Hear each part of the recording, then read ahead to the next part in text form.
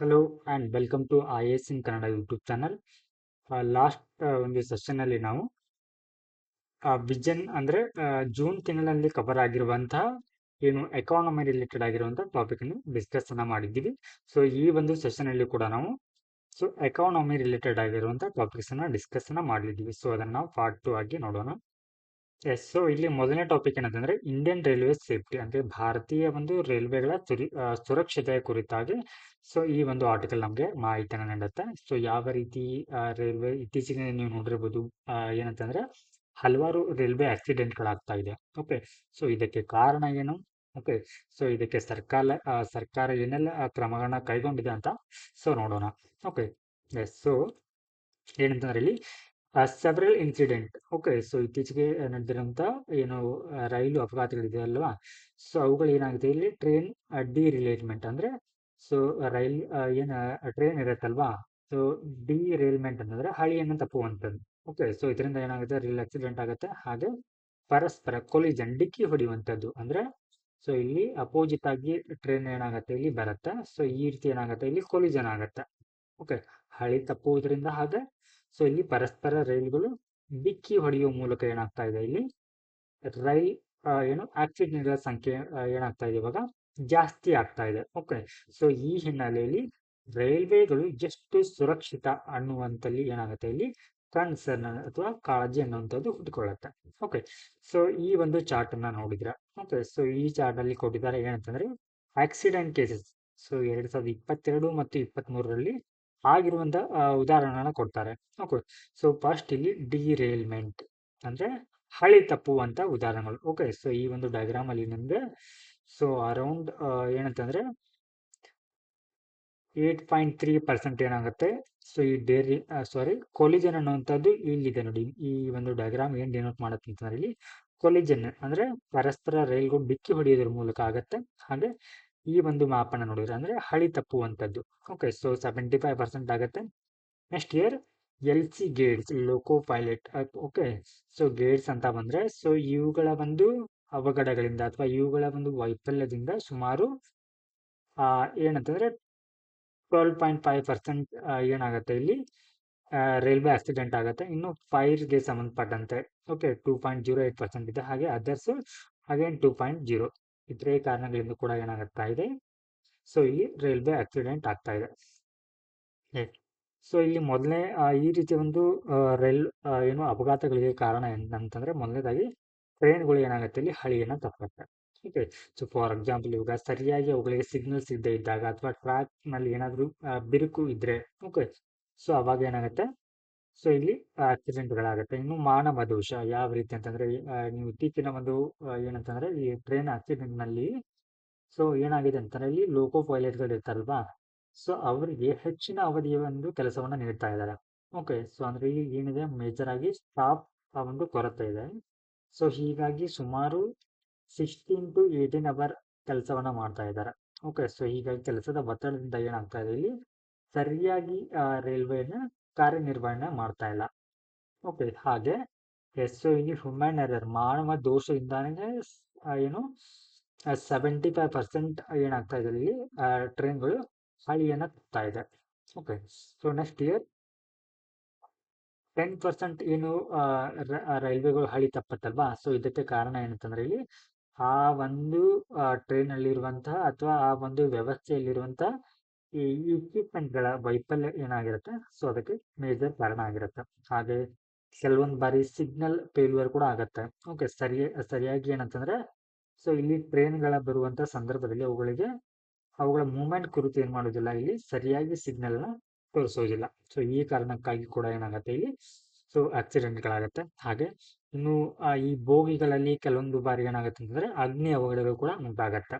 ಹಾಗೆ human resources, S, so ಮೇಲೆ ಹೇಳಿದ ಹಾಗೆ ಅಂದ್ರೆ ಸೊ ಈ ಇಂಡಿಯನ್ ವರ್ಕ್ ಫೋರ್ಸ್ ನಲ್ಲಿ ಏನಿದೆ ತುಂಬಾ ಕಡಿಮೆಯ ಒಂದು ಲೋಕೋ ಪೈಲಟ್ಗಳ ಸಂಖ್ಯೆ ಕಡಿಮೆ ಇದೆ. ಓಕೆ, ಎಸ್, ಸೊ ಈ ಒಂದು ರೈಲ್ವೆ ಒಂದು ಸುರಕ್ಷತೆ ಕುರಿತು ಭಾರತ ಸರ್ಕಾರ ಯಾವೆಲ್ಲ ಒಂದು ಕ್ರಮಗಳನ್ನ ಕೈಗೊಂಡಿದೆ ಅಂತಂದ್ರೆ ಇಲ್ಲಿ ಕವಚ್ ಅನ್ನುವಂತ ವ್ಯವಸ್ಥೆ ಬರುತ್ತೆ. ಸೊ ಈ ಹಿಂದೆನೂ ಕೂಡ ನಾವು ರೈಲ್ವೆ ಆಕ್ಸಿಡೆಂಟ್ ಆದಾಗ ಇದನ್ನ ಏನು ದಿ ಹಿಂದೂ ಅನಾಲಿಸಿಸ್ ನಲ್ಲಿ ಕೂಡ ನೋಡಿದೀವಿ. ಓಕೆ, ಸೊ ನೆಕ್ಸ್ಟ್ ಇದರ ಒಂದು ಏನಂತಂದ್ರೆ ಇದರ ಒಂದು ಕಾರ್ಯ ಏನಂತಂದ್ರೆ, ಸೊ ಇಲ್ಲಿ ರೈಲ್ವೆಗಳು ಪರಸ್ಪರ ಏನು ಡಿಕ್ಕಿ ಹೊಡೆಯೋದನ್ನ ತಪ್ಪಿಸುತ್ತೆ. ಸೊ ಇದಕ್ಕೆ ನಾವು ಟ್ರೈನ್ ಕೊಲಿಜನ್ ಅವಾಯ್ಡೆನ್ಸ್ ಸಿಸ್ಟಮ್ ಅಂತಾನು ಕೂಡ ಕರಿತೀವಿ.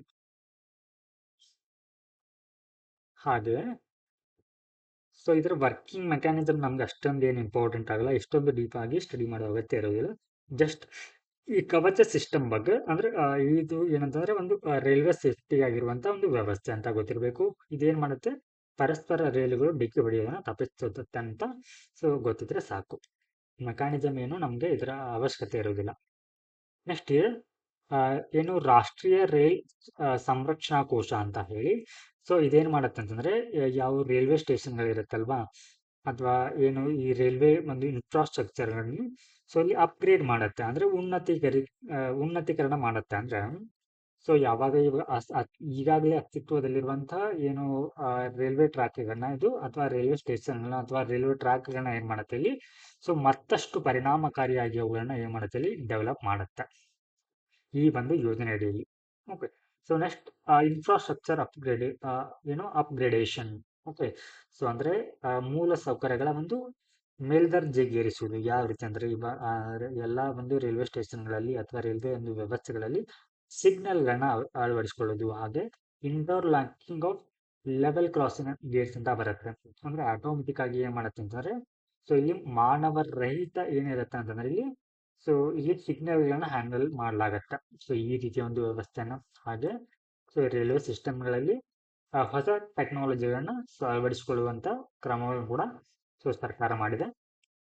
ಸೊ ಇದಕ್ಕೆ ಉತ್ತರವಾಗಿ ಏನಂತಂದ್ರೆ ಇಲ್ಲಿ ರೈಲ್ವೆ ಸುರಕ್ಷತೆ ಕುರಿತು ಹಲವಾರು ಸಮಿತಿಗಳನ್ನ ರಚನೆ ಮಾಡಲಾಗಿರುತ್ತೆ. ಸೊ ಅಂತಹ ಒಂದು ಕಮಿಟಿಗಳಲ್ಲಿ ಓಕೆ, ಸೊ ಇಲ್ಲಿ ಕಾಕೋಡ್ಕರ್ ಕಮಿಟಿ ಅಂತ ಬರುತ್ತೆ. ಸೊ ಇದು ನಾವು ಪ್ರಿಲಿಮ್ಸ್ ಪರ್ಸ್ಪೆಕ್ಟಿವ್ ಇಂಪಾರ್ಟೆಂಟ್ ಆಗುತ್ತೆ. ಕೆಲವೊಂದು ಬಾರಿ ಏನಾಗುತ್ತೆ ಅಂದ್ರೆ ನಮ್ಗೆ U P S C prelims ನಲ್ಲಿ ಕೆಲವೊಂದು ಕಮಿಟಿಗಳನ್ನ ಕೊಟ್ಟು so this committee is related ಅಂತ ಕೇಳಿದಾಗ ಸೊ ಈ ರೀತಿ ಕೂಡ ಕೇಳ್ತಾರೆ. ಓಕೆ, ಸೊ ಕಾಕೋಡ್ಕರ್ ಕಮಿಟಿ ಅನ್ನುವಂಥದ್ದು ನಮ್ಗೆ ರೈಲ್ವೆ ಅಂದ್ರೆ ಈ ರೈಲ್ವೆ ಸುರಕ್ಷತೆ ಅನ್ನುವಂಥದ್ದನ್ನ ನಾವು ಕಾಪಾಡಿಕೊಳ್ಳುವಂತ ಸಂದರ್ಭದಲ್ಲಿ, ಸೊ ಇಲ್ಲಿ ರೈಲ್ವೆಯ ಸುರಕ್ಷತೆಗಾಗಿ ನಾವು ಪ್ರತ್ಯೇಕವಾಗಿ ರೈಲ್ವೆ ಸೇಫ್ಟಿ ಅಥಾರಿಟಿಯನ್ನ ಏನ್ ಮಾಡ್ಬೇಕು, ರಚನೆ ಮಾಡ್ಬೇಕಂತ ಹೇಳುತ್ತೆ. ಓಕೆ, ಎಸ್, ಸೊ ಇವಾಗ ಕರೆಂಟ್ಲಿ ಇದನ್ನ ಯಾವ ರೀತಿ ಮ್ಯಾನೇಜ್ ಮಾಡ್ತಾರೆ ಅಂತಂದ್ರೆ ರೈಲ್ವೆ ಬೋರ್ಡ್ ಅವರು ಮ್ಯಾನೇಜ್ ಮಾಡ್ತಾರೆ, ಅಂದ್ರೆ ಈ ಸೇಫ್ಟಿ ಕುರಿತು. ಸೊ ಅದರ ಬದಲಾಗಿ ಏನಂತಂದ್ರೆ, ಸೊ ಇಲ್ಲಿದೆ ನೋಡಿ ರೈಲ್ವೆ ಬೋರ್ಡ್, ಇವ್ರು ಏನ್ ಮಾಡ್ತಾರೆ, ರೈಲ್ವೆ ಸುರಕ್ಷತೆ ಬಗ್ಗೆ ಕ್ರಮಗಳನ್ನ ಕೈಗೊಳ್ತಾರೆ. ಸೊ ಇದರ ಬದಲಾಗಿ ಏನಂತಂದ್ರೆ ಇಲ್ಲಿ ಕಾಕೋಡ್ಕರ್ ಸಮಿತಿ ಏನ್ ಹೇಳುತ್ತೆ ಅಂತಂದ್ರೆ ಪ್ರತ್ಯೇಕ ಒಂದು ರೈಲ್ವೆ ಸುರಕ್ಷತಾ ಪ್ರಾಧಿಕಾರವನ್ನ ಏನು ರಚಿಸ್ಬೇಕಂತ ಹೇಳುತ್ತೆ. ಎಸ್, ಸೊ ಇವಾಗ ಏನಂತಂದ್ರೆ ಈ ರೀತಿ ಕಮಿಟಿ, ಸೊ ಇದರಲ್ಲಿ ನಾವು ಲಾಸ್ಟ್ ಏನಂತಂದ್ರೆ ಈ ಹಿಂದೂ ನ್ಯೂಸ್ ಪೇಪರ್ ಅನ್ನ ಅನಲೈಸ್ ಮಾಡ್ಬೇಕಂದ್ರೆ ಹೇಳಿದ್ರೆ ನಿಮ್ಗೆ ತೆಂಡೂಲ್ಕರ್ ಕಮಿಟಿ ಬರುತ್ತೆ, ರಂಗರಾಜನ್ ಕಮಿಟಿ ಇದೆ. ಸೊ ಈ ಕಮಿಟಿಗಳು ನಮಗೂ ಯಾವ್ದು ರಿಲೇಟೆಡ್ ಆಗಿದೆ, ಅದು ಪೂವರ್ ಮ್ಯಾನೇಜ್ಮೆಂಟ್, ಬಡತನವನ್ನ ಅಂದಾಜು ಮಾಡುವಂತ ಸಮಿತಿಗಳು. ಓಕೆ, ಸೊ ಇದೇ ರೀತಿ ನಿಮ್ಗೆ ಸೊ ಕಮಿಟಿಯನ್ನ ಕೊಟ್ಟೋದು ಯಾವ್ದು ರಿಲೇಟೆಡ್ ಆಗಿದೆ ಅಂತ ಕೂಡ ಕೇಳ್ತಾರೆ. ಸೊ ಹೀಗಾಗಿ ಈ ಕಮಿಟಿ ಕೂಡ ಇಂಪಾರ್ಟೆಂಟ್ ಆಗುತ್ತೆ. ನೆಕ್ಸ್ಟ್ ಡಿಟೇಲ್ ಔಟ್ಕಮ್ ಫ್ರೇಮ್ವರ್ಕ್, ಅಂದ್ರೆ ಈ ಸೇಫ್ಟಿಯ ಕುರಿತು ಒಂದು ಸಮಗ್ರವಾದಂತ ಒಂದು ಚೌಕಟ್ಟನ್ನ ತಯಾರಿಸಬೇಕು. ಅಂದ್ರೆ ಸೊ ಇಲ್ಲಿ ಏನ್ ಮಾಡ್ಬೇಕಂದ್ರೆ ರೈಲ್ವೆಯ ಒಂದು ಏನು ಆಕ್ಸಿಡೆಂಟ್ ಕಾರಣಗಳೇನು, ಓಕೆ, ಸೊ ಆ ಕಾರಣವಾದವರ ಮೇಲೆ ಏನೆಲ್ಲ ಕ್ರಮಗಳನ್ನ ಕೈಗೊಳ್ಳಲಾಗತ್ತೆ. ಓಕೆ, ಹಾಗೆ ಏನು ಈ ರೈಲ್ವೆ ಸುರಕ್ಷತೆಗಾಗಿ ಏನು ಜಾರಿಯಲ್ಲಿರುವಂತಹ ಏನು ಪ್ರೋಗ್ರಾಮ್ಗಳಿದೆಯಲ್ವಾ, ಸೊ ಅವುಗಳನ್ನ ಎಷ್ಟು ಪರಿಣಾಮಕಾರಿಯಾಗಿ ಯುಟಿಲೈಸ್ ಮಾಡ್ಕೊಳ್ತಾ ಇದೆ ಅಂತ ಹೇಳಿ ಅದನ್ನ ಸಮಗ್ರವಾಗಿ ವಿಶ್ಲೇಷಣೆ ಮಾಡಬೇಕು ಅಂತ ಹೇಳಿ ಒಂದು ಕಾನೂನನ್ನ ಏನ್ ಮಾಡ್ಬೇಕು, ಇಲ್ಲಿ ರಚಿಸಬೇಕು ಅಂತ. ಓಕೆ, ಸೊ ಇದನ್ನ ನಾವು ಈ ರೀತಿ ವೇ ಫಾರ್ವರ್ಡ್ ನಲ್ಲಿ ಬರೀಬಹುದು. ಹಾಗೆ ಇನ್ನು ಇಲ್ಲಿ ಏನಾಗುತ್ತೆ ಅಂದ್ರೆ ಕೆಲವೊಂದು ಗುಡ್ಡಗಾಡು ಪ್ರದೇಶಗಳಲ್ಲಿ ಆಗಿರಬಹುದು ಅಥವಾ ತುಂಬಾ ಹಿಮಾಲಯನ್ ಅಂತ ಪ್ರದೇಶಗಳಲ್ಲಿ ಆಗಿರಬಹುದು. ಸೊ ಅಲ್ಲೆಲ್ಲ ಏನಾಗುತ್ತೆ ಅಂದ್ರೆ ಕೆಲವೊಂದು ಬಾರಿ ಹ್ಯೂಮನ್ ಏನು ಕ್ರಾಸಿಂಗ್ ಇರುತ್ತೆ. ಸೊ ಅಂತಹ ಸಂದರ್ಭದಲ್ಲಿ ಏನ್ ಮಾಡೋದು, ಅಂತಹ ದಟ್ಟವಾದ ಪ್ರದೇಶದಲ್ಲಿ ಇಲ್ಲಿ AI ಅಂದ್ರೆ ಆರ್ಟಿಫಿಷಿಯಲ್ ಇಂಟೆಲಿಜೆನ್ಸ್ ನಾವು ಇಲ್ಲಿ ಸೊ ಎದಕ್ಕೆ ಬಳಸ್ಕೊಳ್ಬಹುದು, ಅವ್ರನ್ನ ಸೇಫ್ಟಿ ಮಾನಿಟರಿಂಗ್, ಅಂದ್ರೆ ಇನ್ ಕೇಸ್ ಏನಾದ್ರು ಟ್ರೈನ್ಗಳಲ್ಲಿ ಏನಾದ್ರೂ ದೋಷ ಕಂಡು ಬಂದ್ರೆ, ಓಕೆ, ಸೊ ಅದನ್ನ ಅಡ್ವಾನ್ಸ್ ಆಗಿ ಏನು ಮಾನಿಟರ್ ಮಾಡ್ಲಿಕ್ಕೆ ಸೊ ಈ ರೀತಿ ಒಂದು ಅಪ್ಲಿಕೇಶನ್ ಅನ್ನು ಸೊ ಬಳಸ್ಕೊಳ್ಬೇಕಂತ ಹೇಳಿ ನಾವು ಸೊ ಇಲ್ಲಿ ನಮ್ಮ ಆನ್ಸರ್ ನಲ್ಲಿ ಬರಿಬಹುದು.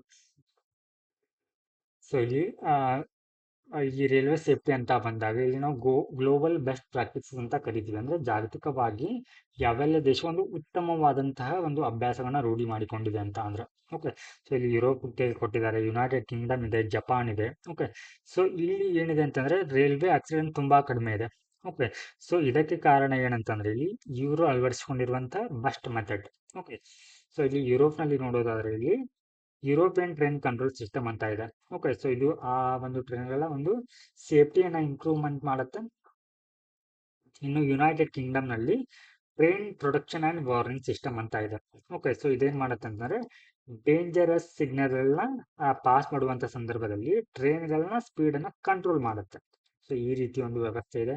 ಇನ್ನು ಜಪಾನ್ ನಲ್ಲಿ ನೀವು ನೋಡಬಹುದು, ಸೊ ಇಲ್ಲಿ ಬುಲೆಟ್ ಟ್ರೈನ್ಗಳು ಇವೆ. ಓಕೆ, ಈ ಬುಲೆಟ್ ಟ್ರೈನ್ಗಳ ಕುರಿತು ನಾವು ಭಾರತದೊಂದಿಗೆ ಒಪ್ಪಂದವನ್ನು ಕೂಡ ಮಾಡ್ಕೊಂಡಿದೀವಿ. ಬಟ್ ಇಲ್ಲಿ ಅತಿ ಹೆಚ್ಚಿನ ವೇಗದಲ್ಲಿ ಚಲಿಸುವಂತ ಟ್ರೈನ್ಗಳು ಇದ್ರೂ ಕೂಡ, ಸೊ ಜಪಾನ್ ನಲ್ಲಿ ಏನಿದೆ ಅಂತಂದ್ರೆ ಇಲ್ಲಿ ಆಟೋಮೆಟಿಕ್ ಟ್ರೈನ್ ಕಂಟ್ರೋಲ್ ಸಿಸ್ಟಮ್ ಅಂತ ಬರುತ್ತೆ. ಸೊ ಈ ಒಂದು ವ್ಯವಸ್ಥೆಯ ಮೂಲಕ ಏನ್ ಮಾಡ್ತಾ ಇದಾರೆ ಅಂತಂದ್ರೆ ಅವರು ಅಂದ್ರೆ ಸ್ಪೀಡ್ ನ ಕಂಟ್ರೋಲ್ ಮಾಡುತ್ತೆ. ಆ ಮೂಲಕ ಇಲ್ಲಿ ರೈಲ್ವೆ ಆಕ್ಸಿಡೆಂಟ್ ಅನ್ನುವಂಥದ್ದು ತುಂಬಾ ಕಡಿಮೆ ಇದೆ.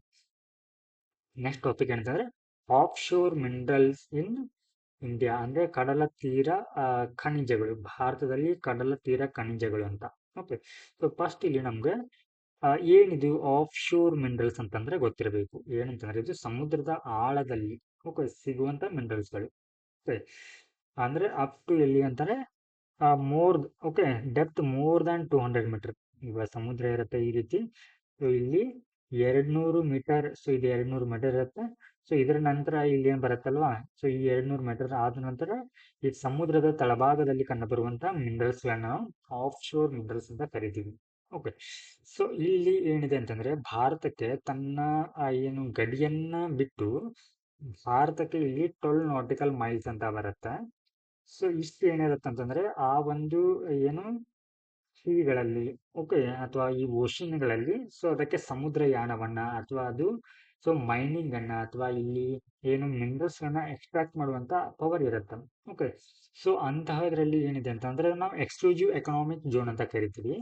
ಸೊ ಆ ಒಂದು ಪ್ರದೇಶದಲ್ಲಿ ಯಾವೆಲ್ಲ ಒಂದು ಮಿನರಲ್ಸ್ ಕಂಡು ಬರುತ್ತೆ ಅಂದ್ರೆ ಗೋಲ್ಡ್ ಆಗಿರ್ಬೋದು, diamond, copper, nickel, cobalt and ಕಾಪರ್ಗಳು ಕಂಡು ಬರುತ್ತೆ. ಹಾಗೆ ಮ್ಯಾಂಗ್ನೀಸ್ ಕೂಡ. ಓಕೆ, ಸೊ ಈ ರೀತಿಯ ಒಂದು ಏನಂತಂದ್ರೆ ಕಡಲ ತೀರ ಅಂತ ಬಂದಾಗ ಭಾರತ ಇಲ್ಲಿ ನೋಡುವುದು ಏನಂತಂದ್ರೆ ಸೊ ಒಂದ್ ಕಡೆ ಅರಬ್ಬಿ ಸಮುದ್ರ ಇದೆ, ಇನ್ನೊಂದ್ ಕಡೆ ಸೊ ಬಂಗಾಳ ಕೊಲ್ಲಿ ಇದೆ. ಓಕೆ, ಸೊ ಇಲ್ಲಿ ಈ ರೀತಿ ಇದ್ದಾಗ ಸೊ ಈ ಒಂದು ಕಡಲ ತೀರಗಳಲ್ಲಿ ಯಾವ್ಯಾವ ರಾಜ್ಯಗಳಲ್ಲಿ ಏನೆಲ್ಲ ಒಂದು ಖನಿಜಗಳ ನಿಕ್ಷೇಪ ಇದೆ ಅಂತಂದ್ರೆ ಇಲ್ಲಿ ಲೈಮ್, ಸುಣ್ಣ. ಸೊ ಸುಣ್ಣದ ಮಡ್ ಅನ್ನುವಂಥದ್ದು ಸೊ ಎಲ್ಲಿ ಕಂಡು ಬರುತ್ತೆ, ಇಲ್ಲಿ ಗುಜರಾತ್ ಮತ್ತು ಮಹಾರಾಷ್ಟ್ರಗಳಲ್ಲಿ ಕಂಡು ಬರುತ್ತೆ. ಹಾಗೆ ಇನ್ನು ಭಾರವಾದಂತ ಖನಿಜಗಳು. ಸೊ ಹೆವಿ ಮಿನರಲ್ಸ್ ಅಂತಂದ್ರೆ ಇಲ್ಲಿ ನಾವು ಉಕ್ಕು ಮತ್ತು ಕಬ್ಬಿಣ ಅಂತ ಕರಿತೀವಲ್ವಾ. ಸೊ ಇಂತಹ ಒಂದು ನಿಕ್ಷೇಪಗಳು ಎಲ್ಲಿ ಕಂಡು ಬರುತ್ತೆ ಅಂತಂದ್ರೆ ಒಡಿಶಾ, ಆಂಧ್ರ ಪ್ರದೇಶ, ಕೇರಳ, ತಮಿಳುನಾಡು, ಸೊ ಮಹಾರಾಷ್ಟ್ರದಲ್ಲಿ ಕಂಡು ಬರುತ್ತೆ. ಹಾಗೆ ಫಾಸ್ಫರೈಟ್ ಅಂತ ಬರುತ್ತೆ. ಸೊ ಇದು ಈಸ್ಟರ್ನ್ ಅಂಡ್ ವೆಸ್ಟರ್ನ್ ಪ್ರದೇಶಗಳಲ್ಲಿ ಸೊ ಇದು ಕಂಡು ಬರುತ್ತೆ. ಸೊ ನೆಕ್ಸ್ಟ್ ಏನಂತಂದ್ರೆ ನ್ಯೂಸ್ ಅಂಡ್ ಶಾರ್ಟ್ಸ್ ಬಗ್ಗೆ ಇದೆ. ಸೊ ಇಲ್ಲಿ ಈ ಒಂದು ಫಸ್ಟ್ ಏನಂತಂದ್ರೆ FDI ಬಗ್ಗೆ ಇದೆ, ಅಂದ್ರೆ ವಿದೇಶಿ ನೇರ ಹೂಡಿಕೆ ಅಂತ, ಫಾರಿನ್ ಡೈರೆಕ್ಟ್ ಇನ್ವೆಸ್ಟ್ಮೆಂಟ್. ಏನಿದು ಅಂತಂದ್ರೆ ಸೊ ಇಲ್ಲಿ ಏನ್ ಮಾಡಿದ್ರೆ ಇತ್ತೀಚೆಗೆ ಒಂದು ಡೇಟಾವನ್ನ ಕೊಟ್ಟಿದ್ದಾರೆ, ರಿಲೀಸ್ ಮಾಡಿದ್ದಾರೆ. ಸೊ ಅದರ ಹಿನ್ನೆಲೆಯಲ್ಲಿ ಯಾವೆಲ್ಲ ರಾಜ್ಯಗಳು ಎಷ್ಟಿನ ಅಂದ್ರೆ FDI ಅಂದ್ರೆ ಸೊ ಇಲ್ಲಿ FDI ಅಂತಂದ್ರೆ ವಿದೇಶಿ ಹೂಡಿಕೆ, ಅಂದ್ರೆ ಬೇರೆ ದೇಶದ ಬೇರೆ ಕಂಪನಿಗಳು ಏನ್ ಮಾಡತ್ತಂದ್ರೆ ಭಾರತೀಯ ಒಂದು ಸೆಕ್ಟರ್ಗಳಲ್ಲಿ ಅಥವಾ ವಲಯಗಳಲ್ಲಿ ಏನ್ ಮಾಡತ್ತಂತಂದ್ರೆ ಇಲ್ಲಿ ಕಂಪನಿಗಳಲ್ಲಿ ಹೂಡಿಕೆಯನ್ನ ಮಾಡುತ್ತೆ. ಸೊ ಈ ರೀತಿ ಹೂಡಿಕೆ ಮಾಡುವುದರಲ್ಲಿ ಯಾವೆಲ್ಲ ರಾಜ್ಯಗಳು ಅತಿ ಹೆಚ್ಚಿನ ಹೂಡಿಕೆಯನ್ನ ಸೆಳೆಯುತ್ತಂತ ನೋಡೋಣ. ಸೊ ಮೊದಲನೇದಾಗಿ ಅತಿ ಹೆಚ್ಚು ಹೂಡಿಕೆಯನ್ನ ಅಥವಾ ವಿದೇಶಿ ವಿನಿಮಯ ಅಥವಾ ವಿದೇಶಿ ಹೂಡಿಕೆಯನ್ನ ಸೊ ಗಳಿಸುವಂತ ರಾಜ್ಯಗಳು ಯಾವಂತಂದ್ರೆ ಮೊದಲನೇದಾಗಿ ಮಹಾರಾಷ್ಟ್ರ ಬರುತ್ತೆ. ಸೊ ನೆಕ್ಸ್ಟ್ ಇಲ್ಲಿ ಗುಜರಾತ್ ಬರುತ್ತೆ, ನೆಕ್ಸ್ಟ್ ಕರ್ನಾಟಕ ಬರುತ್ತೆ. ನೆಕ್ಸ್ಟ್ ಇಲ್ಲಿ ಹಾಗಿದ್ರೆ ಭಾರತಕ್ಕೆ ಯಾವ ದೇಶ ಅತಿ ಹೆಚ್ಚು ಹೂಡಿಕೆಯನ್ನ ಮಾಡುತ್ತೆ ಅಂತಂದ್ರೆ ಇಲ್ಲಿ ಸಿಂಗಾಪುರ್. ಪ್ರಿಲಿಮ್ಸ್ ನಲ್ಲಿ ಈ ರೀತಿನೂ ಕೂಡ ಕೇಳ್ಬೋದು. ಸೊ ನೆಕ್ಸ್ಟ್ ಅದಾದ ನಂತರ ಇಲ್ಲಿ ಮಾರಿಷಸ್ ಬರುತ್ತೆ, ನೆಕ್ಸ್ಟ್ USA ಬರುತ್ತೆ. ಟಾಪ್ ನಲ್ಲಿ ಇರುವಂತದ್ದು ನಮಗೆ ಸಿಂಗಾಪುರ್, ಮಾರಿಷಸ್, USA. ಹಾಗಿದ್ರೆ ಟಾಪ್ 5 ಕಂಟ್ರಿ ಯಾವ ಅಂತಂದ್ರೆ ಇಲ್ಲಿ ಮೊದಲನೇದಾಗಿ ಇನ್ ಫೈನಾನ್ಷಿಯಲ್ ಸೊ ಹಿಯರ್ ಇಲ್ಲಿ ಕೊಟ್ಟಿರುವಂತದ್ದು ಇತ್ತೀಚಿನ ವರ್ಷಗಳಲ್ಲಿ 2023 ಅಂಡ್ 24 ಅಲ್ಲಿ. ಓಕೆ, ಸಿಂಗಾಪುರ್ ಟಾಪ್ ಇದೆ. ಸೊ ಅದರ ನೆಕ್ಸ್ಟ್ ಮಾರಿಷಸ್ ಇದೆ, US ಇದೆ. ಸೊ ನೆಕ್ಸ್ಟ್ ಇಲ್ಲಿ 2000ರಿಂದ 2024ರವರೆಗೆ ಟಾಪ್ 5 ಯಾವ ದೇಶಗಳಿದೆ ಅಂತಂದ್ರೆ ಇಲ್ಲಿ Mauritius, next Singapore, USA, Netherland and Japan ಕೂಡ ಇದೆ. ಹಾಗಿದ್ರೆ ಸೊ ಇಲ್ಲಿ ಯಾವೆಲ್ಲ ಕ್ಷೇತ್ರಗಳ ಮೇಲೆ ಸೊ ವಿದೇಶಿ ನೇರ ಹೂಡಿಕೆ ಹೆಚ್ಚಾಗಿ ಆಗತ್ತಂತಂದ್ರೆ, ಓಕೆ, ಸೊ ಇಲ್ಲಿ ಕಂಪ್ಯೂಟರ್ ಸಾಫ್ಟ್ವೇರ್ ಮೇಲೆ, ಹಾರ್ಡ್ವೇರ್ ಮೇಲೆ, ಓಕೆ, ಸೊ ಅದ ನಂತರ ಸರ್ವಿಸ್ ಸೆಕ್ಟರ್ ಅಂದ್ರೆ ಸೇವಾ ವಲಯಗಳ ಮೇಲೆ ಹೆಚ್ಚಿನ ಒಂದು ಹೂಡಿಕೆ ಅನ್ನುವಂಥದ್ದು ಆಗ್ತಾ ಇದೆ. ಟಾಪ್ 5 ಸೆಕ್ಟರ್ ಯಾವ್ದಂತಂದ್ರೆ ಇಲ್ಲಿ ಮೊದಲನೇದಾಗಿ so during 2000 to 2024. Okay, so ಇಲ್ಲಿ ಯಾವ್ದಂದ್ರೆ ಸರ್ವಿಸ್ ಸೆಕ್ಟರ್, ಸೇವಾ ವಲಯ, ಕಂಪ್ಯೂಟರ್ ಸಾಫ್ಟ್ವೇರ್, ಹಾರ್ಡ್ವೇರ್ ಇದೆ, ಟ್ರೇಡಿಂಗ್ ಇದೆ, and telecommunication and automobile industry ಕೂಡ ಬರುತ್ತೆ. ಎಸ್, ಸೊ ಇಲ್ಲಿ ನಿಮಗೆ ಫಸ್ಟ್ ಒಂದು FDI ಅಂತಂದ್ರೆ ಏನು, ವಿದೇಶಿ ನೇರ ಹೂಡಿಕೆ ಅಂತಂದ್ರೆ ಏನು, investment made by a company or an individual in one country to into business interest located in another country. Okay, so ಇವಾಗ ಇಲ್ಲಿ ಭಾರತ ಇದೆ ಅಂತ ಅನ್ಕೋಣ, ಇಲ್ಲಿ USA ಅಂತ ಇದೆ ಅಂತ ಅನ್ಕೋಣ.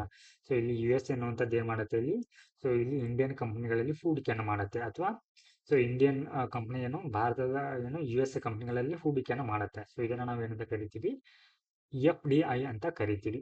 ಓಕೆ, ಸೊ ಇದನ್ನ 2 ರೂಟ್ಗಳಲ್ಲಿ ಮಾಡಬಹುದು. ಓಕೆ, ಒಂದು ಗೌರ್ಮೆಂಟ್ ಅಪ್ರೂವಲ್ ತಗೊಂಡು ಅಥವಾ ಗೌರ್ಮೆಂಟ್ ಅಪ್ರೂವ್ ಇಲ್ದೇ ಏನ್ ಮಾಡಬಹುದು ಅಂತಂದ್ರೆ ಇಲ್ಲಿ ಹೂಡಿಕೆಯನ್ನ ಮಾಡಬಹುದು. ಕೆಲವೊಂದು ಕ್ಷೇತ್ರಗಳಲ್ಲಿ ಏನ್ ಮಾಡೋ ಹಾಗಿಲ್ಲ, ಇಲ್ಲಿ FDI ಅನ್ನ ಮಾಡೋ ಹಾಗಿಲ್ಲ. ಓಕೆ, ಹಾಗಿದ್ರೆ ಇಲ್ಲಿ ಯಾವ್ದೆಲ್ಲ ಬರುತ್ತೆ, ಇಲ್ಲಿ ಲಾಟ್ರಿ ಬಿಸಿನೆಸ್, ಗ್ಯಾಮ್ಲಿಂಗ್, ಬೆಟ್ಟಿಂಗ್ ಆಗಿರ್ಬೋದು, ಚಿಟ್ ಫಂಡ್, ನಿಧಿ ಕಂಪನಿ, ಹಾಗೆ ಇಂತಹ ಒಂದು ಸೆಕ್ಟರ್ಗಳಲ್ಲಿ ನೀವು FDI ಸೊ ಬೇರೆ ಕಂಪನಿಗಳು ಇದರಲ್ಲಿ ಹೂಡಿಕೆನ ಮಾಡೋ ಹಾಗಿಲ್ಲ. ಸೊ ಈ ರೀತಿಯ ಒಂದು FDI ಮಾಡೋದ್ರಿಂದ ಏನಾಗುತ್ತೆ ಅಂತಂದ್ರೆ, ಸೊ ಇನ್ ಕೇಸ್ ಕೆಲವೊಂದು ಪ್ರದೇಶಗಳಲ್ಲಿ ಏನಾಗುತ್ತೆ, ಹಣಕಾಸಿನ ಹರಿವು ಅಥವಾ ಇನ್ಫ್ಲೋ ಅನ್ನುವಂಥದ್ದು ಕಡಿಮೆ ಇರುತ್ತೆ. ಓಕೆ, ಸೊ ಆ ಒಂದು ಪ್ರದೇಶಗಳ ಅಭಿವೃದ್ಧಿಗೆ ಇಲ್ಲಿ ಏನ್ ಬೇಕಾಗತ್ತೆ, ಹಣಕಾಸಿನ ಅಗತ್ಯ ಇರುತ್ತೆ. ಸೊ ಹೀಗಾಗಿ ಈ FDI ಅನ್ನುವಂಥದ್ದು ಸೊ ಅದಕ್ಕೆ ಏನ್ ಮಾಡುತ್ತೆ, ಹಣಕಾಸಿನ ನೆರವನ್ನ ನೀಡುತ್ತೆ. ಸೊ ಇದಕ್ಕೆ ಸಂಬಂಧಪಟ್ಟಂತೆ ಕಳವಳ ಏನಂತಂದ್ರೆ, ಸೊ ನೀವು ನೋಡ್ಬೋದು ಹೆಚ್ಚಿನ ಒಂದು ಹೂಡಿಕೆ ಅನ್ನುವಂಥದ್ದು ಎಲ್ಲಿ ಆಗ್ತಾ ಇದೆ ಇವಾಗ, ಮಹಾರಾಷ್ಟ್ರ, ಗುಜರಾತ ಮತ್ತೆ ಕರ್ನಾಟಕದಲ್ಲಿ ಹೆಚ್ಚಾಗ್ತಾ ಇದೆ. ಸೊ ಇಲ್ಲಿ ಏನಾಗುತ್ತೆ, ಇದು ರೀಜನಲ್ ಡಿಸ್ಪ್ಯಾರಿಟಿಗೆ ಕಾರಣವಾಗತ್ತೆ, ಪ್ರಾದೇಶಿಕ ಅಸಮಾನತೆಗೆ ಕಾರಣ ಆಗತ್ತೆ. ಓಕೆ, ಸೊ ಇದೇನಾಗುತ್ತೆ, ಅವಾಗ ಬೇರೆ ರಾಜ್ಯಗಳಲ್ಲಿ ಹೂಡಿಕೆ ಅನ್ನೋದು ಕಡಿಮೆ ಆಗುತ್ತೆ. ಕೇವಲ ಯಾವ ಒಂದು ರಾಜ್ಯಗಳು ಈ ರೀತಿಯ ಒಂದು FDI ಏನು ಸೆಳೆಯುತ್ತಲ್ವಾ, ಸೊ ಅವುಗಳ ಏನು ಅಭಿವೃದ್ಧಿ ಮಾತ್ರ ಆಗತ್ತೆ. ಸೊ ಇದು ಏನಂತಂದ್ರೆ ಕನ್ಸರ್ನ್ ಇರುವಂತದ್ದು. ಎಸ್, ಆಗಿದ್ರೆ ಇಲ್ಲಿ ಈ ರೀತಿಯ ಒಂದು ಹೂಡಿಕೆಯನ್ನ ಆಕರ್ಷಣೆ ಮಾಡ್ಲಿಕ್ಕೆ ಸೊ ಏನೆಲ್ಲ ಕ್ರಮಗಳನ್ನ ಕೈಗೊಂಡಿದ್ದಾರೆ ಅಂತಂದ್ರೆ ಇಲ್ಲಿ so liberalisation of FDI in sector.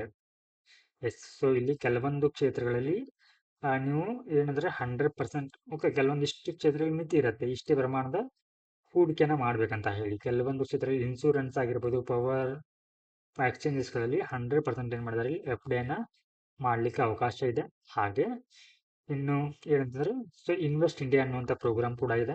ಹಾಗೆ ಮೇಕ್ ಇನ್ ಇಂಡಿಯಾ ಒಂದು ಇನಿಷಿಯೇಟಿವ್ಗಳ ಮೂಲಕ ಏನ್ ಮಾಡಲಾಗ್ತಾ ಇದೆ, ಇಲ್ಲಿ ಭಾರತದಲ್ಲೇ ಹೂಡಿಕೆ ಮಾಡ್ಬೇಕಂತ ಹೇಳಿ ಈ ಒಂದು ಉಪಕ್ರಮವನ್ನು ಕೈಗೊಂಡಿದ್ದಾರೆ. Next year India's outlook to positive from stable. Okay, so ಇಲ್ಲಿ ರೇಟಿಂಗ್ ಏಜೆನ್ಸಿ ಅಂತ ಬರುತ್ತೆ, ಅಂದ್ರೆ ಯಾವ ದೇಶಗಳು ಸಾಲವನ್ನ ತೆಗೆದುಕೊಂಡಿರುತ್ತಲ್ವಾ, ಸೊ ಅವುಗಳು ತೆಗೆದುಕೊಂಡಂತ ದೇಶಗಳಿಗೆ ಸೊ ಇಲ್ಲಿ ಸಾಲವನ್ನ ಕೊಡುವುದರಲ್ಲಿ ಸೊ ಇಲ್ಲಿ ಎಷ್ಟು ವಿಶ್ವಾಸಾರ್ಹ, ಓಕೆ, ಎಷ್ಟು ಸಮಯದಲ್ಲಿ ಅಥವಾ ನಿಗದಿತ ಕಾಲಾವಧಿಯ ಒಳಗೆ ಅವು ಸಾಲವನ್ನ ಪೂರೈಸುತ್ತವೆ ಅನ್ನುವಂತ ಆಧಾರದ ಮೇಲೆ ಸೊ ಇಲ್ಲಿ S&P, ಓಕೆ, ಇವೇನ್ ಮಾಡ್ತೀನಿ ರೇಟಿಂಗ್ ಅನ್ನ ಕೊಡುತ್ತೆ. ಓಕೆ, ಸೊ ಅಂತದ್ರಲ್ಲಿ ಇಲ್ಲಿ ಭಾರತವನ್ನ ಲಾಂಗ್ ಟರ್ಮ್ ಅಂದ್ರೆ ದೀರ್ಘಾವಧಿಯ ಸಾಲವನ್ನ ಪೂರೈಸುವಂತ ಕ್ಯಾಟಗರಿಯಲ್ಲಿ BBB ಅಂತ ಕ್ಯಾಟಗರೈಸ್ ಮಾಡಿದೆ. ಹಾಗೆ ಇನ್ನು ಶಾರ್ಟ್ ಟರ್ಮ್ ಅಂತ ಅಂದ್ರೆ ಕಡಿಮೆ ಅವಧಿಯಲ್ಲಿ ಸಾಲವನ್ನ ಪೂರೈಸುವಂತ ಸಂದರ್ಭದಲ್ಲಿ ಅದನ್ನ A3 ಕ್ಯಾಟಗರಿಗೆ ಸೊ ಇಲ್ಲಿ ಅದನ್ನ ಏನ್ ಮಾಡಿದೆ, ರೇಟಿಂಗ್ ಅನ್ನ ಮಾಡಿದೆ.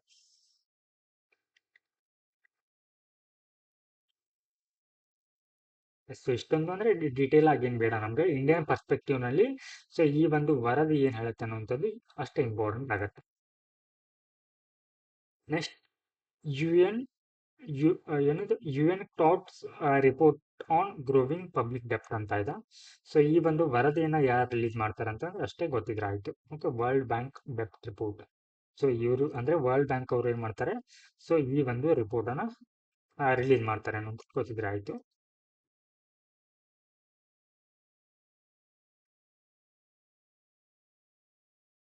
Next topic, world employment and social outlook.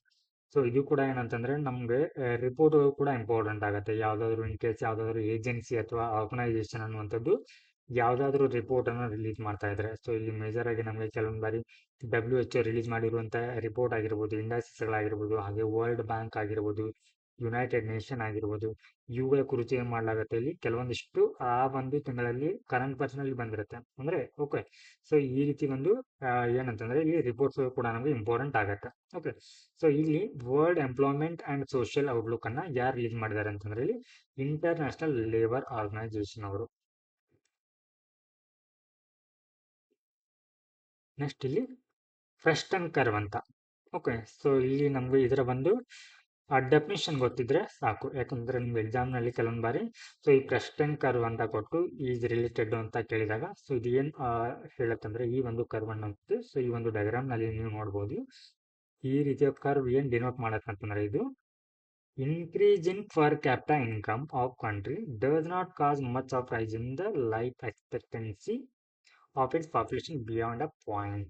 ಅಂದ್ರೆ ಸೊ ಆ ದೇಶದ ಏನು ಪರ್ ಕ್ಯಾಪಿಟಾ, ಓಕೆ, ತಲಾ ಆದಾಯ ಅಥವಾ ಏನು ತಲಾ ಆದಾಯ ಏನಾಗ್ತಾ ಇದೆ ಇಲ್ಲಿ ಜಾಸ್ತಿ ಆಗ್ತಾ ಇದೆ. ಓಕೆ, ಆದ್ರೆ ಆ ದೇಶದ ಜನರ ಜೀವನ ಮಟ್ಟ ಅನ್ನುವಂಥದ್ದು ಸೊ ಯಾವುದೇ ಒಂದು ಬೆಳವಣಿಗೆಯನ್ನ ಕಾಣ್ತಾ ಇಲ್ಲ ಅಂತ ಹೇಳಿ ಇದೇನ್ ಮಾಡುತ್ತೆ, ಈ ಕರು ಡಿನೋಟ್ ಮಾಡುತ್ತೆ ಅಥವಾ ಸೂಚಿಸುತ್ತೆ.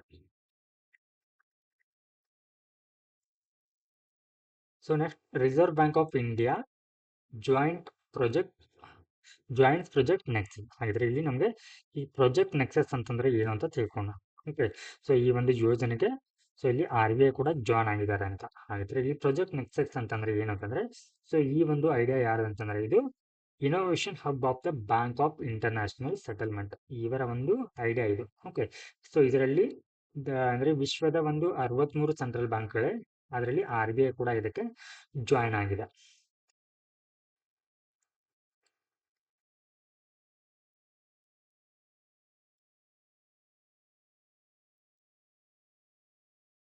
ನೆಕ್ಸ್ಟ್ ಇಲ್ಲಿ RBI ಲಾಂಚ್ ಮಾಡಿರುವಂತ ಒಂದಿಷ್ಟು ಉಪಕ್ರಮಗಳನ್ನ ಕೊಟ್ಟಿದ್ದಾರೆ. ಸೊ ಅವು ಜಸ್ಟ್ ಹೆಸರನ್ನ ನೆನಪಿಟ್ಕೊಂಡ್ರೆ ಸಾಕು. RBI ಗೆ ಸಂಬಂಧಪಟ್ಟಂತೆ ಯಾವೆಲ್ಲ ಒಂದು ಉಪಕ್ರಮಗಳಿವೆ ಅಂತಂದ್ರೆ ಇಲ್ಲಿ ಅಥವಾ ಇನಿಷಿಯೇಟಿವ್ಗಳಿವೆ. ಸೊ ಪ್ರವಾಹ ಪೋರ್ಟಲ್ ಅಂತ ಬರುತ್ತೆ. ಸೊ ಇದೇ ಅದ್ರ ಕುರಿತು ಹೇಳತ್ತಂತಂದ್ರೆ ಇಲ್ಲಿ ನಮಗೆ ಈ ಏನು ಬ್ಯಾಂಕ್ಗಳು ಲೈಸೆನ್ಸ್ ಅನ್ನ ಪಡೆಯುತ್ತಲ್ವಾ, ಸೊ ಅದರ ಕುರಿತು ಅಥವಾ ಅವುಗಳನ್ನ ರೆಗ್ಯುಲೇಟರಿ ಅಪ್ರೂವಲ್ ಮಾಡೋದ್ರ ಕುರಿತು ಸೊ ಈ ಒಂದು ಪ್ರವಾಹ ಪೋರ್ಟಲ್ ಅನ್ನುವಂಥದ್ದು, ಹಾಗೆ mobile application for RBI retail direct portal ಕೂಡ, ಹಾಗೆ ಫಿನ್ಟೆಕ್ ರೆಸ್ಪೋರಿಟಿ, ಜಸ್ಟ್ ಈ ನೇಮ್ಗಳನ್ನ ನೆನ್ಸ್ಕೊಂಡ್ರೆ ಸಾಕು.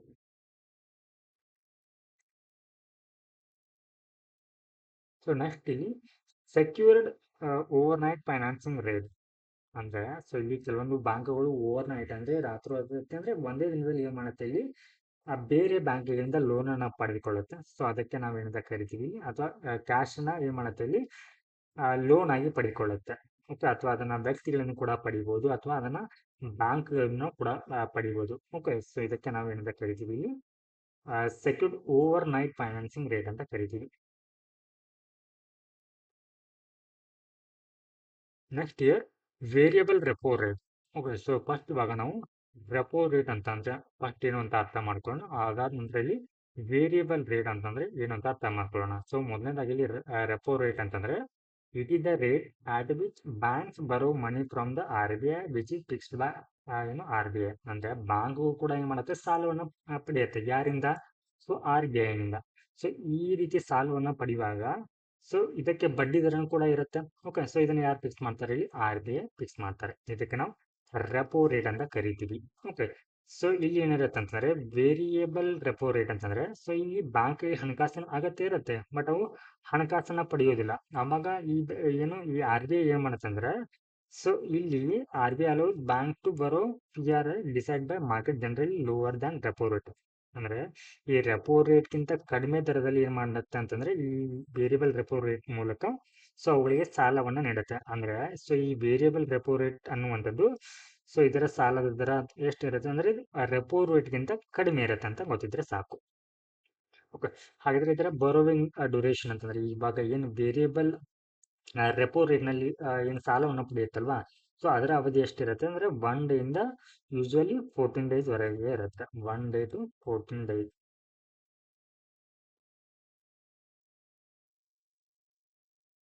ನೆಕ್ಸ್ಟ್ ಇಲ್ಲಿ ಪಂಪ್ ಅಂಡ್ ಡಂಪ್ ಸ್ಕೀಮ್ ಅಂತ ಬರುತ್ತೆ. ಏನಿದು ಪಂಪ್ ಅಂಡ್ ಡಂಪ್ ಸ್ಕೀಮ್ ಅಂತಂದ್ರೆ ಸೊ ಇಲ್ಲಿ ಏನ್ ಮಾಡ್ಲಾಗತ್ತೆ ಅಂತಂದ್ರೆ ಈ ಸ್ಟಾಕ್ ಪ್ರೈಸ್ಗಳ ಬಗ್ಗೆ ಏನ್ ಮಾಡ್ಲಾಗ್ತಾ ಇದೆ ಇಲ್ಲಿ ಸೊ ಸುಳ್ಳು ಸುದ್ದಿಯನ್ನ ಹರಿಬಿಡ್ಲಾಗ್ತಾ ಇದೆ. ಸೊ ಈ ಕಾರಣಕ್ಕಾಗಿ ಏನ್ ಮಾಡಿದೆ ಅಂತಂದ್ರೆ ಇಲ್ಲಿ ಸೆಬಿ ಅನ್ನುವಂಥದ್ದು ಸೊ ಕೆಲವೊಂದಿಷ್ಟು ವ್ಯಕ್ತಿಗಳ ಮೇಲೆ ಇಲ್ಲಿ ಏನ್ ಮಾಡಿದರೆ ಕೇಸನ್ನು ಫೈಲ್ ಮಾಡಿದೆ. ಓಕೆ, ಸೊ ಇಲ್ಲಿ ಈ ರೀತಿಯ ಒಂದು ಫಾಲ್ಸ್ ಏನು ಈ ಸ್ಟಾಕ್ ಮಾರ್ಕೆಟ್ ಕುರಿತು ಏನಂತಂದ್ರೆ ಈ ಸುಳ್ಳು ಸುದ್ದಿಗಳನ್ನ ಪ್ರಚಾರ ಮಾಡೋದ್ರಿಂದ ಏನಾಗುತ್ತೆ ಅಂದ್ರೆ ಇನ್ವೆಸ್ಟರ್ ಅದರಲ್ಲಿ ಯಾರು ಹೂಡಿಕೆಯನ್ನು ಮಾಡಿರ್ತಾರಲ್ವಾ ಅವರಿಗೆ ಲಾಸ್ ಆಗುತ್ತೆ. ಓಕೆ, ಸೊ ಇದರ ಈ ರೀತಿಯ ಒಂದು ಏನು ಪಂಪ್ ಅಂಡ್ ಡಂಪ್ ಸ್ಕೀಮ್ ಅನ್ನ ಅಥವಾ ಇದರ ಕುರಿತಾದಂತ ಏನು ಈ ಮಿಸ್ಇನ್ಫಾರ್ಮೇಶನ್ ಆಗ್ತಾ ಇರುತ್ತಲ್ವಾ. ಓಕೆ, ಸೊ ಇದರ ಕುರಿತಾಗಿ ಸೆಬಿ ಅವರು ಏನ್ ಮಾಡಿದ್ದಾರೆ ಕೆಲವೊಂದಿಷ್ಟು ಮಾರ್ಗದರ್ಶನ ಹೊರಡಿಸುತ್ತಾರೆ. ಓಕೆ, ಸೊ ಇದನ್ನ ಏನ್ ಮಾಡಿದೆ ಅಂತಂದ್ರೆ ಇದನ್ನ ಕಂಪ್ಲೀಟ್ಲಿ ಏನ್ ಮಾಡಿದೆ ಇಲ್ಲಿ ಬ್ಯಾನ್ ಅನ್ನ ಮಾಡಿದೆ. Next year SEBI manage infrastructure investment trust regulation 2024 ಅಂತ. ಓಕೆ, ಸೊ ಈ ಒಂದು ಇನಿಷಿಯೇಟಿವ್ನ ಒಂದು ಉದ್ದೇಶ ಏನಂತಂದ್ರೆ bridge the difference in valuation done by the sponsor as a seller for an asset and by the so ಇವಾಗ ಯಾರಾದ್ರೂ ಅಸೆಟ್ ಅನ್ನ ಕೊಂಡ್ಕೊಳ್ತಾ ಇದ್ರೆ ಓಕೆ ಅಥವಾ ಆ ಒಂದು ಅಸೆಟ್ ಅನ್ನ ತಗೊಳ್ಳೋರ ಮಧ್ಯೆ ನಡುವೆ ಏನ್ ಮಾಡುತ್ತೆ ಇಲ್ಲಿ ಸೊ ಕನೆಕ್ಟ್ ಅನ್ನ ಮಾಡುತ್ತೆ, ಸಂಪರ್ಕವನ್ನ ಮಾಡುತ್ತೆ. ಸೊ ಇಷ್ಟು ಗೊತ್ತಿದ್ರೆ ಸಾಕು ಈ ಒಂದು ಯೋಜನೆ ಬಗ್ಗೆ. Okay, so next year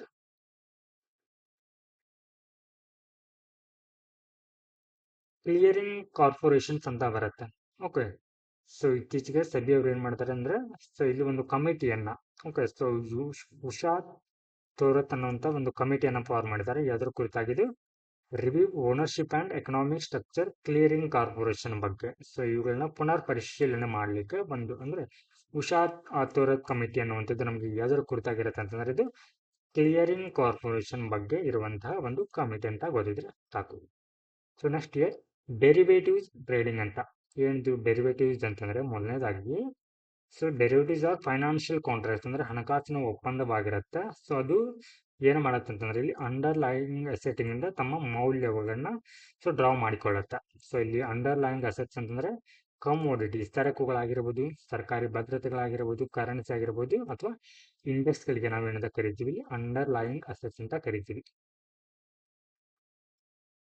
next year state of world fishery aquaculture 2024.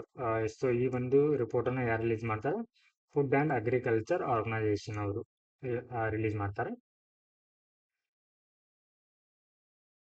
Okay, so next topic ಏನಂತಂದ್ರೆ ICRIR releases policy briefing post harvest losses. Okay, so ನಿಮಗೆ ಪೋಸ್ಟ್ ಹಾರ್ವೆಸ್ಟ್ ಲಾಸಸ್ ಅಂದ್ರೆ ಅಂದ್ರೆ ಇಲ್ಲಿ ಏನಾಗುತ್ತೆ ಕೃಷಿಯಿಂದ ಬೆಳೆಯನ್ನ ಕಟಾವು ಮಾಡಿದ ನಂತರ ಅಥವಾ ಹಾರ್ವೆಸ್ಟ್ ಮಾಡಿದ ನಂತರ ಸೊ ಅದನ್ನ ಕನ್ಸ್ಯೂಮರ್ಗೆ ಏನ್ ಮಾಡ್ಬೇಕು ತಲುಪಿಸಬೇಕಾಗಿರುತ್ತೆ. ಕನ್ಸ್ಯೂಮರ್ ಅಂದ್ರೆ ಬಳಕೆದಾರರಿಗೆ.